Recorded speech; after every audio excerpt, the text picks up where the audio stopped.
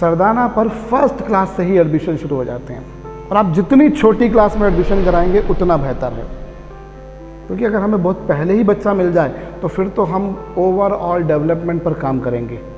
बड़ी क्लासेस में स्टूडेंट पहुंचते हैं और नॉर्मलाइज सा उनका रिप्लाई होता है, उनका आंसर होता है, उनके पेरेंट्स की भी यही टेंशन होती है कि इसका बेसिक कमज़ोर है, इसका फंडामेंटल कमज़ोर है, इंग्लिश कम्युनिकेशन नहीं हो पाता। हमें अगर छोटी क्लास में मिल जाए तो इंग्लिश कम्युनिकेशन पर हम लोग पूरी तरह से काम करेंगे। Within a year you will find the child has started speaking English, child has started understanding English properly within a year।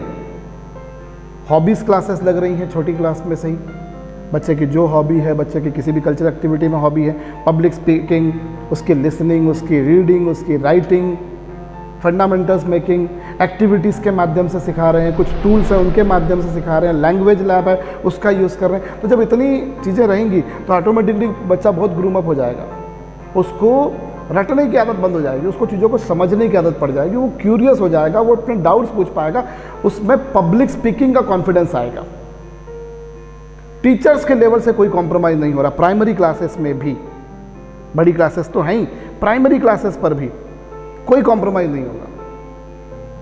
Her teacher को डेमो के बाद, रिटर्न टेस्ट के बाद में फाइनल कर रहे हैं, अच्छी खासी सैलरी दे रहे हैं उनको, और लगातार उनकी ट्रेनिंग चल रही है। गलतियां होंगी, टीचर से भी होंगी, बच्चों से भी होंगी, हमसे भी होंगी, लेकिन उन गलतियों को रेक्टिफाई करा जा रहा है, इमीडिएटली उनको रेक्टिफाई किया जा रहा है। तो इतना वर्क हम अगर प्राइमरी लेवल से करें तो हमारे को बहुत फ़ायदा मिलेगा। और साथ ही में बच्चों की कॉम्पिटिटिव एग्जाम्स की पढ़ाई कराई जा रही है।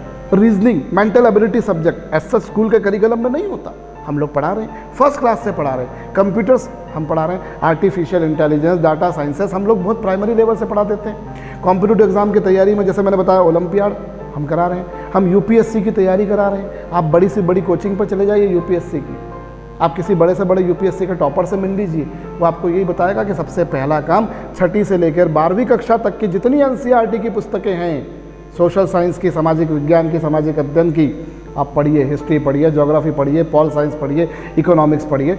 वो सब अभी से जब उनको उसका इंजेक्शन देना शुरू कर देंगे तो उनकी सोच ही वैसी बन जाएगी। मैं ऐसे बच्चों को भी देखता हूँ जो जब छठी क्लास में हमारे पास में आए, उनको ये भी नहीं पता था आईएएस ऑफिसर क्या होता है, कलेक्टर क्या होता है, और शायद आज भी उनमें से कुछ लोगों को प्रॉपरली नहीं पता होगा।